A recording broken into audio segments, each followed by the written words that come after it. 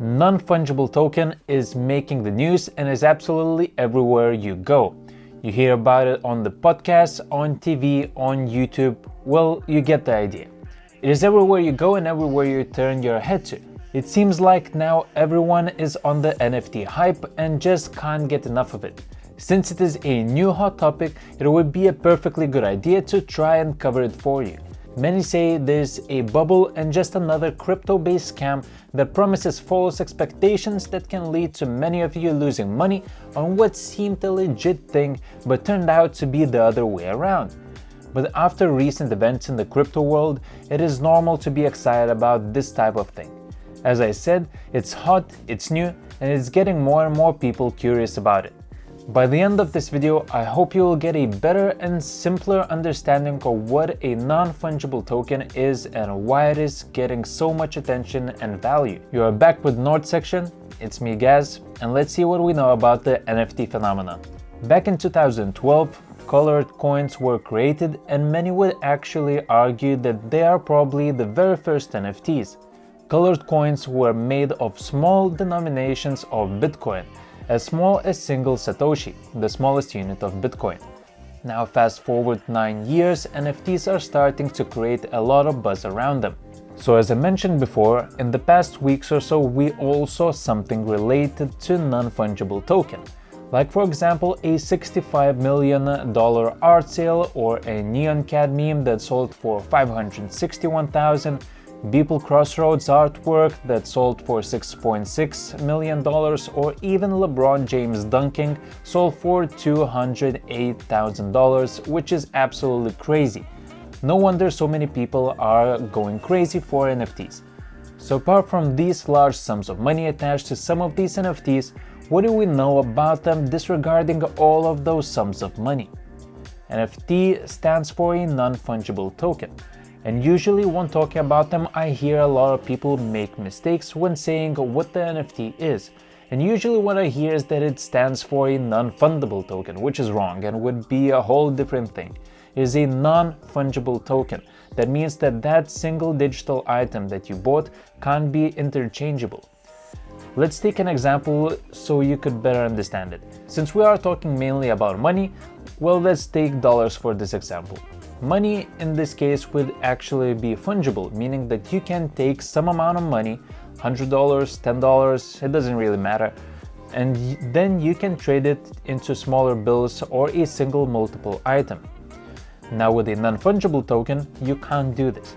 NFT is usually created by taking an already existing cryptocurrency like Ethereum or Polkadot or any other, and by using what's called a smart contract, masking it like a different cryptocurrency which you can name with some name that you prefer, like Nordcoin, and then attaching an intangible file to it.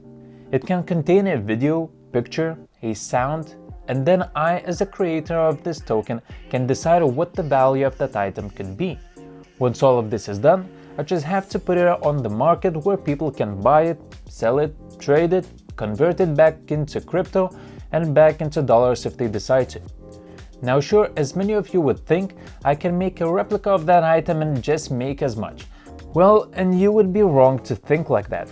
Once this is all done and dusted, the non-fungible token that has been created is supported by blockchain and now it cannot be replicated.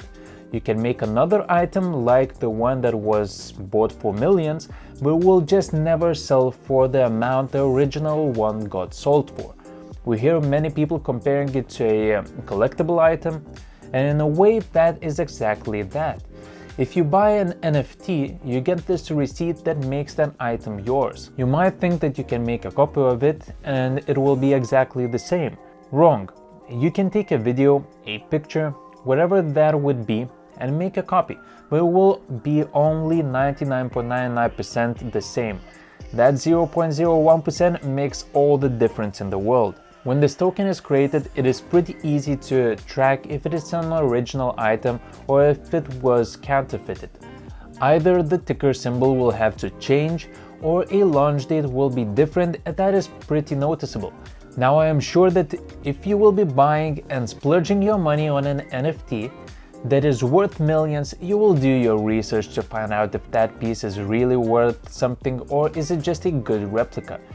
Same applies with Pokemon cards, sports cards, physical paintings or other collectible items. The difference is that a physical item is easier to counterfeit than a digital NFT. As I already said, it can really be whatever. A sound, a picture, an artwork, or even a tweet. And yeah, an actual simple tweet. And if you didn't know, it sold for almost $3 million.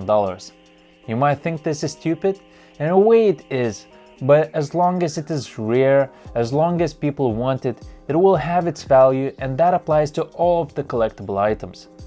There are so many Mona Lisa paintings in the world that have been copied from the original one, but none of them will ever sell for the same price. No matter how similar the items are, it will never be the original one. And it's not like the creator of the token could make more of them as well. So this way, it truly becomes one of the kind.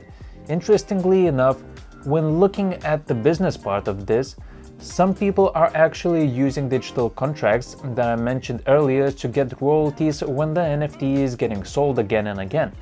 For example, if I get to buy digital art and eventually decide to sell it, a portion of that sale will go to the original creator as a so-called royalty.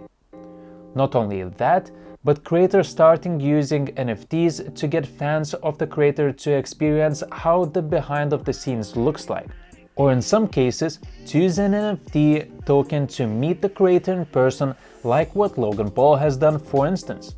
So not only you can sell artwork or video clips or tweets, but you can sell a memorable experience to someone. With time passing by and everyone getting more familiar with the concept of the blockchain, NFT will become more popular as their market might increase even more over time. Why do I say so? Well, let's put it in this way. Have you heard of the NBA? Well, they have created their very own market space called NBA Top Shot, where they will highlight all of the top moments in NBA history, and you can already purchase and own that exact moment from that moment in the history of the NBA. It might sound silly to spend an absurd amount of money on this type of thing, but there are plenty of people that will pay a good buck for this type of item.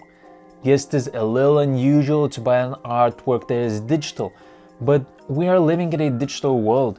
So I think we are just getting started, and most likely there will be many more new digital ideas coming into our digital world. And no, there is nowhere to hide from it, so you better get your seatbelts ready for this crazy digital journey. I hope this video helped you to better understand what this NFT thing is. I think we will discover plenty of new ways to somehow use it to our advantage, and not only as an artist, but I think from a business point of view as well. Let us know your ideas on this topic. Do you think that NFT will carry on growing into a huge industry in the coming years, or will it just fade away? What about the artwork? Does a digital version of the art transmits the same energy and emotion that was put into it as the physical one? Let us know your thoughts in the comment section down below. Smack the bell icon, drop a like on this video if you enjoyed it, and we will see you in the next one.